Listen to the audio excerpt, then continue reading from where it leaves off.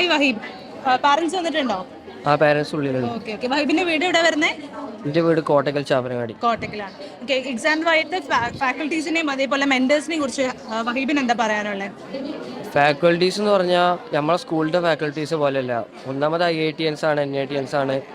മാത്രമല്ല അവർ വലിയ കാറ്റഗറിയിൽ നിൽക്കുന്ന ആൾക്കാരാണ്. നമ്മളെ പോലുള്ള ആൾക്കാർക്ക് അവർ താന്നു വന്ന് നമ്മളെ ഭാഗത്തിന് എല്ലാം പറഞ്ഞു തന്ന്, സത്യം പറഞ്ഞാൽ ഒന്നും അറിയാത്ത ഒരാളായിരുന്നു ഞാൻ. പക്ഷേ XY ഫാമിലിയിൽ വന്നതിന് ശേഷം എന്തൊക്കെ ഒന്നുമില്ല, ഞാനിപ്പോൾ എല്ലാത്തിനും ഇമ്പ്രൂവ് ആണ്. സ്കൂളിൽ നിന്നാണെങ്കിലും ഫൗണ്ടേഷൻ കോഴ്സിൽ നിന്നാണെങ്കിലും എല്ലായിടത്തും ഇമ്പ്രൂവ്മെന്റ്സ് വരാൻ കാരണം ഈ ഫാക്കൽറ്റീസ് ആണ്. മെന്റേഴ്സ് ആണെങ്കിലോ, മെന്റേഴ്സ് ഹെൽപ്പ് മെന്റേഴ്സിനെ ചെയ്യാറുണ്ടോ? പറ്റി പറയാൻ വാക്കുകളില്ല. കാരണം ഞങ്ങളെ ഹന്ന മാം എന്ന് പറഞ്ഞാൽ ഞങ്ങൾക്ക് അടിപൊളിയാണ്. അത്രക്കും അടിപൊളിയാണ്. ഞാൻ എന്തുണ്ട് ഡെയിലി വിളിക്കും. വെറുപ്പിക്കുക മാത്രമല്ല, നമ്മളെ കൂടെ ഉണ്ട്.